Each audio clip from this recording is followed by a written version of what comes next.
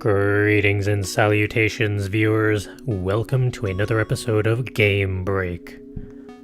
I am Charles, coming to you today with another episode of World and Economica.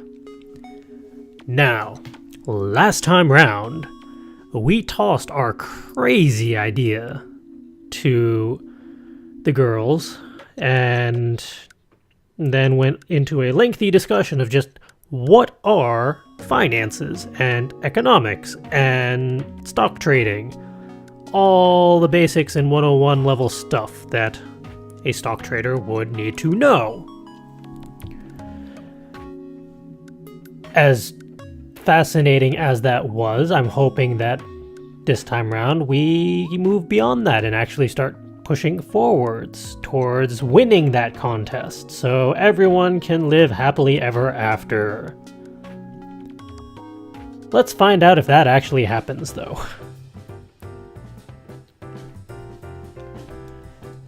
And then Hagana said this.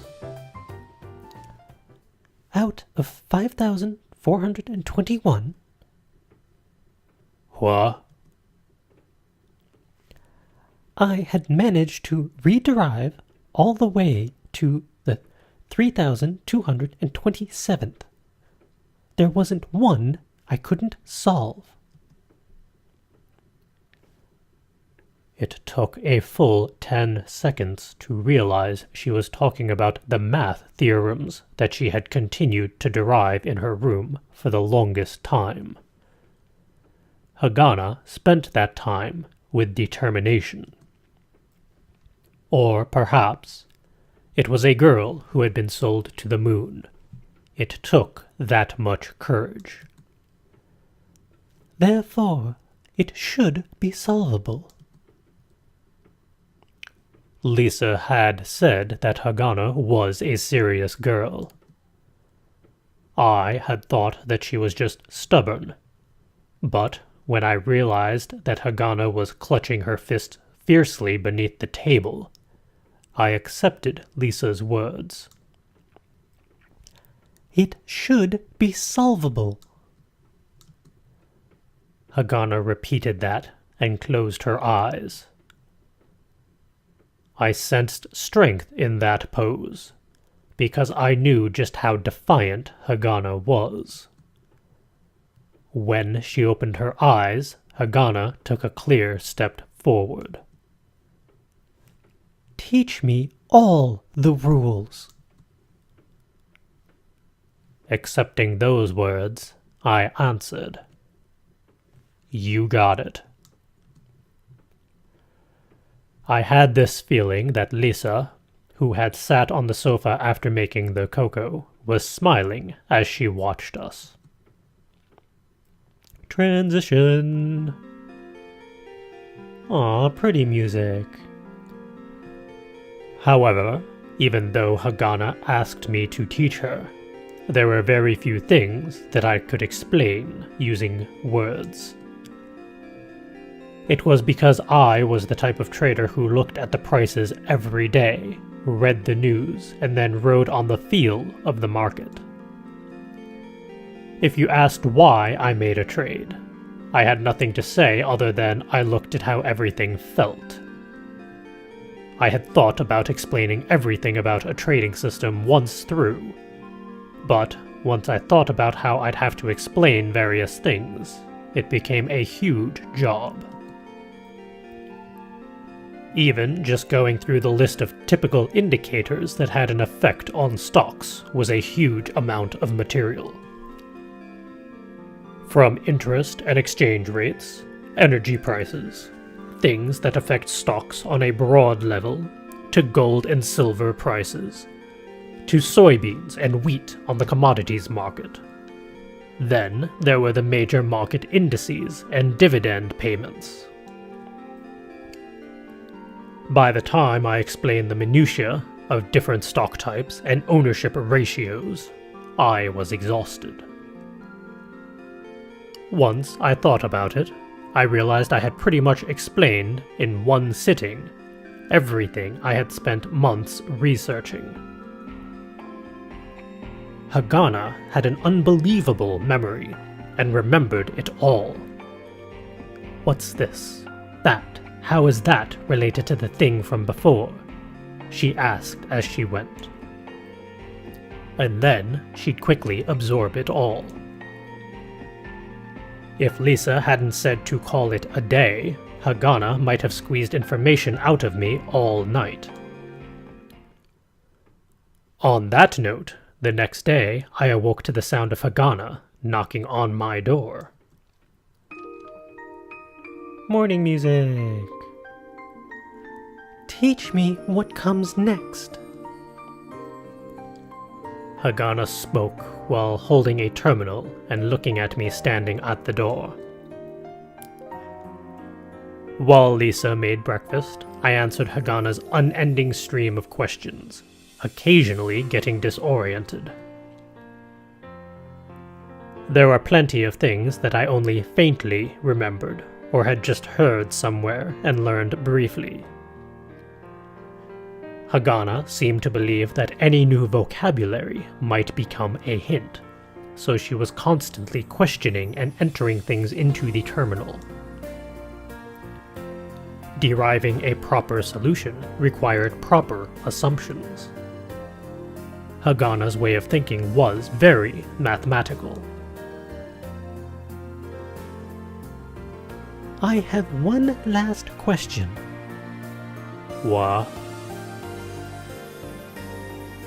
When those words came out of Hagana's mouth, I was slumped, exhausted in a chair, and facing the ceiling. Let's say I come up with a way to predict the future using math. Sure. Then what would Hal do? It was a pretty cutting question, but not one I hadn't thought about. If you find the perfect solution, I'm useless to you after all. But right now, there are 40 days of trading. I doubt you'll suddenly come upon the answer tomorrow, so, until you find it, I'll probably be of use. You'll tell me how do you think this stock price will move in the future using your math. And in my own way, I'll make decisions based on the method that had been making money for me. If we both think that it's going to work, doesn't that sound strong? Of course, if you later come up with the perfect solution. I hunched my shoulders and joked. Then, why don't you manage my money? I don't believe that Hagana would suddenly find the ultimate answer to something that people have searched over 100 years for. But I think she might get someplace that was good enough. And that good enough should be able to bring in an amazing amount of profit. Plus, with just winning this contest, it'd be a great boon to this church, Hagana herself, and myself too. Hagana's black and frighteningly intelligent eyes looked at me, and blinked. Then, shifting her gaze quickly, she spoke. Got it. Which part? Both. Hagana answered, and then drank the coffee that Lisa made for breakfast, long cold. I'll predict using math. You're going to decide using your own way. And if I'm right, I'll increase Hal's monetary worth. Exactly. When I laughed, Hagana huffed through her nose. It wasn't that she was angry, but she had that disagreeable part of her, so she probably just didn't feel like laughing out of politeness. But the contest comes first. We've got to win this. Yeah. If we don't start today, we won't be able to use the full 40 days. Today, I'll just trade on my own. That okay with you?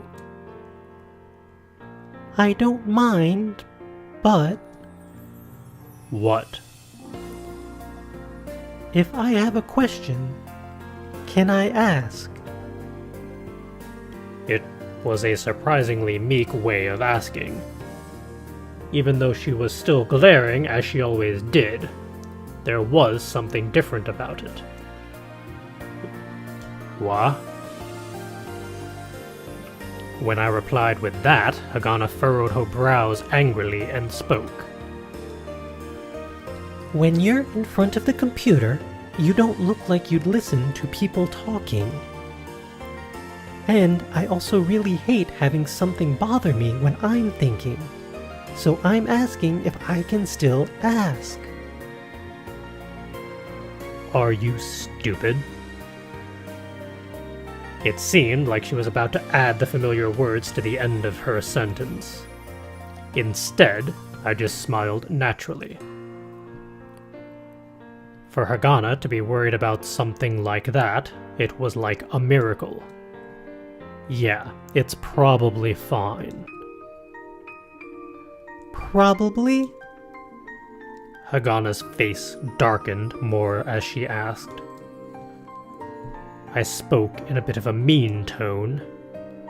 If you get close in the wrong way, my hand might just move on its own. You ass.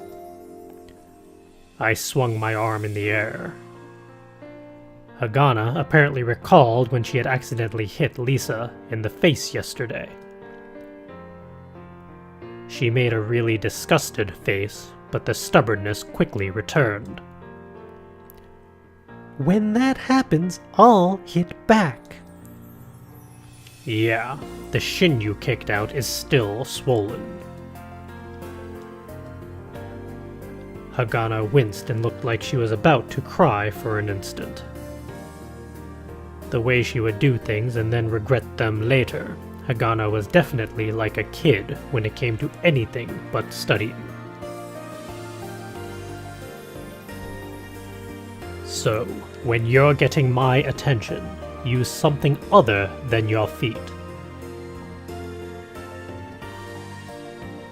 Hagana gave me a hard glare before nodding slowly.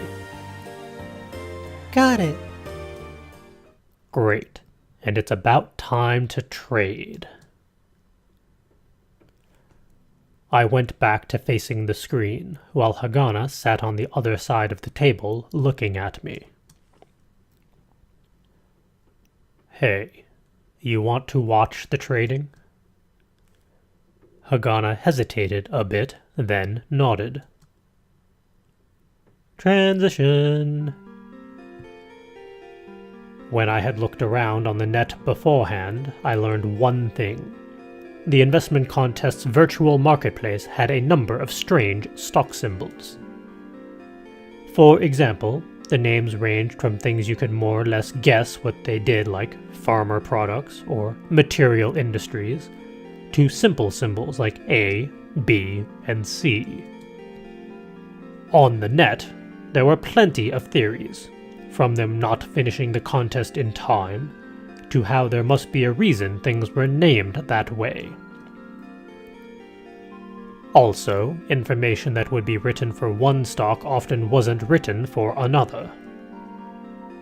The stocks that I looked through weren't those strange stocks, but the ones that seemed to be copying stocks that actually existed. It seemed that everyone else was also choosing to trade on the more approachable stocks, and there was lively trading at great volume of the stocks with familiar symbols. The instant I began to trade, I opened a number of browser windows. While gazing at the price movements, I kept switching windows until my eyes started to ache. I wasn't grasping those movements precisely, but when I tracked multiple prices at the same time, I could start to see a kind of pattern. This stock moved quickly. This one reacted slowly. Or it's reacting to the exchange rate, or moving with the index. I started to see these kinds of little quirks. What I latched onto the most was a stock that moved with the indices. Even in this fictitious market, just like the real ones, there were indices prepared that let you get a feel for the general market sentiment. For example, in the real world, amongst the stocks shown on the Lunar Stock Exchange's quotes, a core 150 would be chosen. Their prices averaged into what was called the Lunar Stock Exchange Price Index. This expressed the overall price movements of the market, and was an important reference for stock trading. In the fictitious market, an average of the most important stocks was taken and updated in real time. The stock I found was a simple one that chased after the index when the index would go up or down. I had no idea who was doing it, but it was probably a pattern where someone traded on the index using some information, and then everybody else noticed and followed. That stock was a fictitious bank, and its fictitious accounts were extraordinarily good. It's quite grandiose to say it, but it felt like that the price had gone up too far. Essentially, it was becoming a struggle between the guys who think the price will drop and the ones who think the price will keep rising. And that kind of struggle had a bit of a complicated system around it. In stocks, you could trade with the cash you have, or you could trade on credit by buying on margin or short-selling stocks. For example, if you bought on margin, you'd borrow money and trade for more than you're worth. If you only had 100 mules, you could borrow 200 mules and buy 300 mules worth of stocks. Then, if that stock went up 10%, you'd get 30 mules in profit. At the end of the trade, you'd just return the 200 mules borrowed. That would mean that you earned 3 times the profit compared to using just 100 mules. And of course, if you lose, it's the reverse. There was also a way to sell on credit. There, you didn't borrow money, but borrowed stocks. For example, you'd borrow some stocks and sell them for 100 mules. Afterwards, when the stock dropped to 70 mules, you bought it back. Once you did that, you'd return the shares you borrowed.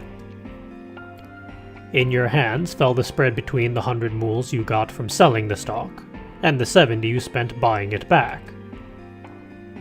Using this method of short selling, you could profit even if prices were dropping. Of course, if the price went up, then you'd have to buy it back at a higher price and you'd lose. The amount of margin buying and short selling was normally shown publicly. If everyone thought a stock would go up, then margin buying would increase, whereas in the opposite case, short selling would increase.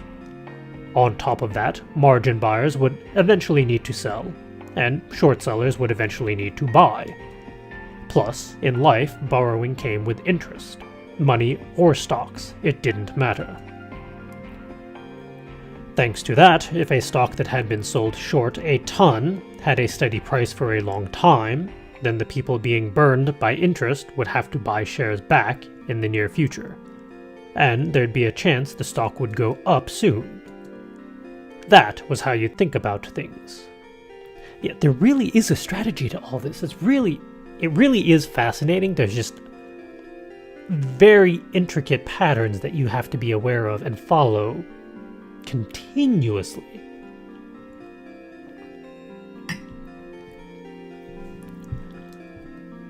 The stock I had found had quite a bit of volume, both on margin and short selling. It was probably because the price moved violently. Relatively speaking, there were about double the number of short sellers as margin buyers. So there were more people praying that the stock would go down. In most cases, betting with the crowd was how you lost. The reason was because the ones who had already sold short had put their trade out for the world to see, and their opponents were looking at that before deciding. the guy who moved last in rock, paper, scissors would win. Even looking at the trading records from yesterday and the day before, the fact that the daily trading volume was increasing was a good indicator. It reeked of everything getting together and plotting a way to ruin the days of the short sellers. The more short sellers there were, the more stock would have to be bought when the price rose to a dangerous point. And when the price went through the roof, the slower the short sellers were at buying back their shares, and thus the greater the damage. All of them would start buying, and the price would explode. This was a situation called a short squeeze, but no one knew when it would happen, nor whether it would happen. The fact that the short interest had been piling up meant that the stock was being bought for that much, and the buyers might be running out of money. If people weren't trading on the possibility of the short squeeze, then the stock price would naturally decrease. When it fell, the margin buyers would get afraid of losses and start selling. When that happened, it'd plummet further. The further it drops, the more timid the buyers got. The end result was that the short sellers would win. Ultimately, I thought of stocks as this kind of mental battle. Information about a company was important, of course, but I felt that it was all about deciding in the midst of the market sentiment whether the bulls or the bears were strong. For those guys who'd buy a stock and hold it for 5 to 10 years, I think it was good to look at the performance of the company. But even if you did that, it'd take 10 years to finally have the stock price increase 5 to 10 times. Meanwhile, if you just build up 1% profits every day, in 10 years, it'd be an amazing amount. If I was going to fulfill my dreams of gathering the riches of the moon, this was the only way. I latched onto the stock and read the market sentiment. The sellers were in the lead, and looking at the board, where buy and sell orders were posted, there were a number of large ones on the selling side. Because the sell orders came up on the top of the board and the buy orders appeared on the bottom, it felt top-heavy, as if it was being forced downwards. Even now, the price looked like it would collapse, but it didn't. It just wouldn't go down. They were probably false orders. The orders were displayed on the board even though there was no real intention of completing them. The orders were placed to put pressure on everyone. When there was a huge number of orders on the selling side, everyone would think that the stocks was about to go down. So then sales started happening, and the price would start going down as expected. It was ostensibly illegal, but there was no way to prove it. Because they could just say that they changed their minds and cancelled their orders. But if someone with a lot of capital managed to see through that trick, I kept staring at that stock. I might have been staring at it for 2 hours. Then, right before 12:10 p.m., at the point that felt like the lowest price of the slowly declining stock, I bought 1,000 shares at 267 mools, a bit under 27,000 mools. It seemed like a lot, but compared to all the available capital, it was a tiny thing.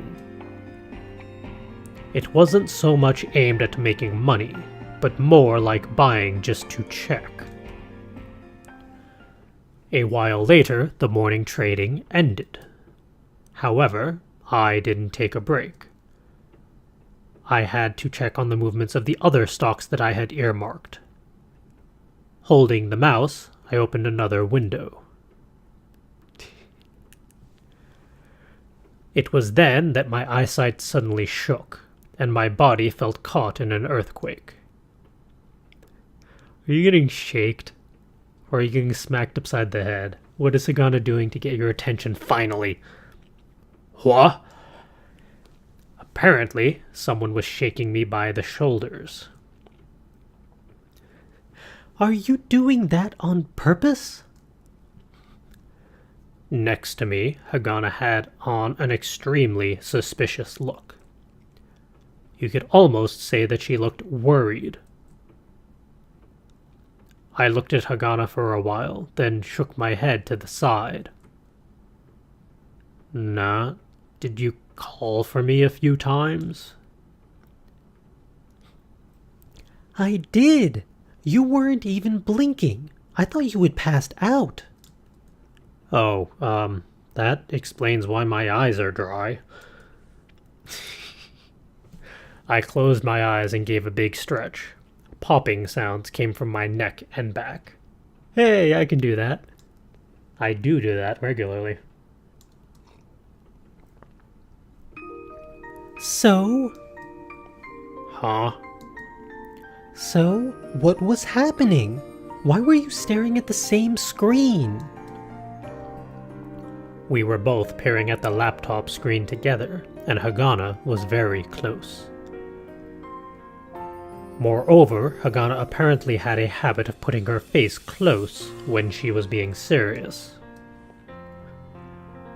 Hagana's scent wafted over in time with her movements, and I pulled back hurriedly. It was something like Lisa's, but yet an altogether different, sweet scent. I had a feeling that it was something I shouldn't be inhaling. Especially when I was in the middle of trading, when I had to be alert. I have to explain everything. Please. I had told her to speak plainly when she was asking for favors. To Hagana's direct words, I gave in and explained my decision criteria as best I could remember. Partway through, it didn't look like there would be enough time, so, warming up the pilaf from the Lunar Chinese restaurant where Lisa worked, I ate and explained. In general, Hagana's face was frowning, not because she didn't understand my explanation, but more because she didn't know how to express it numerically. Plus, there was a more direct issue. So, what is this sentiment thing? I don't get it at all. Sentiments, well, the whole... What do you use to determine it? Well, for example, trade volume, info about the company, and the sentiment. Oh. Hagana gave an exasperated look at my circular explanation. If I could explain it properly, I would.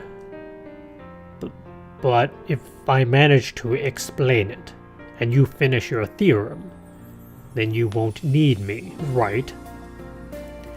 That's true. So yeah, since it's like that, until you don't need me, can't I be the only one who understands it?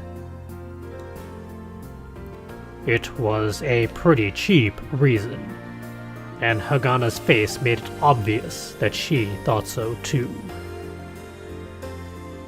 However, I wasn't trying to hide it on purpose, and it seemed that she understood at least that much. Sighing, I quickly moved spoonfuls of pilaf to my mouth.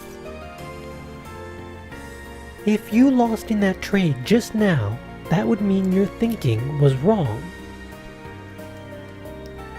Well, in the end, just look at the results. But... At Hagana's question, I looked at the computer screen that wasn't showing movements.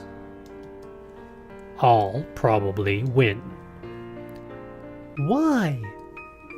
Sentiment. Hagana made an angry face and glared at me, while I smiled a bit. I wasn't just saying I would win out of pride. This stock just reeked of sketchiness. It was something I hadn't smelled in a while. The feeling of a big play. How about we run it up some more? Eh? What? Letting you use it all isn't right. I won't be able to use any. I won't use it up. Then how about we each use 5 million? As I spoke, I moved the mouse and was about to trade. Hagana was the one who stopped me. Excuse me. That's also not right. If my theorem is correct, I should be using more. But you don't have a theorem yet. That's why it's not fair to use it all before that happens. I won't use that much. Plus, there's the smell of a big play. This will work. I'm going to add on more orders. Did you just get smacked? This time, Hagana stopped me by hitting my hand. I want you to explain. I can't understand if you say sentiment. That was when I got angry and raised my voice. Oh, shut up. I said this is going to work. Based on what? Gut feel. Hey, before you start questioning my decisions, why don't you first finish your theorem? And he's getting back into asshole mode. The two of us were banging foreheads and glaring at each other. And we're gonna have to see who wins in this argument next time, because we're out of time. So we've at least started the financial challenge. And it's good that Hagana is watching all of this, so she can better get an idea of just how this all is going to go down. And it's good that she's also interjecting, because otherwise I feel like he would just roll right on through and use a majority of the money on his gut feeling and sentiment. And who knows how that would turn out. I'm hoping that they figure this out next time round, but I don't know. We'll just have to wait and see. Thank you for joining me. I hope you enjoyed this and are looking forward to next time round.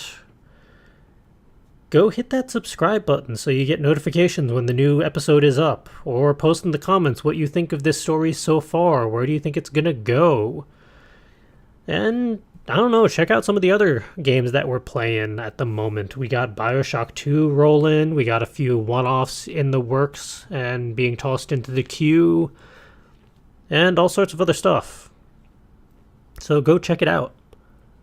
But in the meantime, go have a pleasant day or evening or afternoon or whatever time it may happen to be when you are watching this.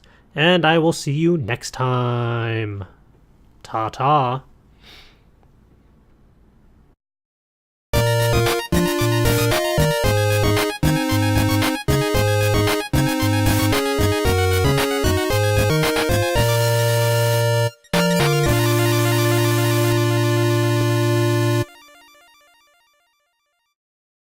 Couldn't solve.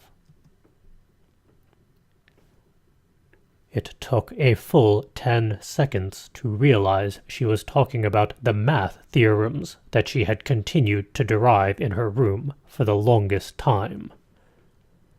Hagana spent that time with determination. Or perhaps it was a girl who had been sold to the moon. It took that much courage. Therefore, it should be solvable. Lisa had said that Hagana was a serious girl. I had thought that she was just stubborn. But when I realized that Hagana was clutching her fist, feeding the cocoa, was smiling as she watched us. Transition. Aw, pretty music. However, even though Hagana asked me to teach her, there were very few things that I could explain using words. It was because I was the type of trader who looked at the prices every day, read the news, and then rode on the feel of the market. If you asked why I made a trade, I had nothing to say other than I looked at how everything felt. I had thought about explaining everything about a trading system once through, but once I thought about how I'd have to fiercely beneath the table, I accepted Lisa's words. It should be solvable. Hagana repeated that and closed her eyes. I sensed strength in that pose, because I knew just how defiant Hagana was. When she opened her eyes, Hagana took a clear step forward. Teach me all the rules. Accepting those words, I answered, "You got it." I had this feeling that Lisa, who had sat on the sofa after making... As fascinating as that was, I'm hoping that this time round we move beyond that and actually start pushing forwards towards winning that contest, so everyone can live happily ever after. Let's find out if that actually happens, though.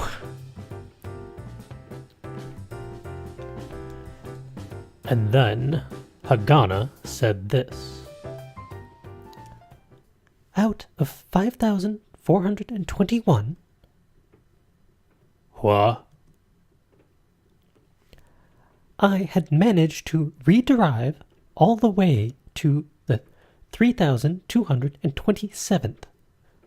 There wasn't one I could...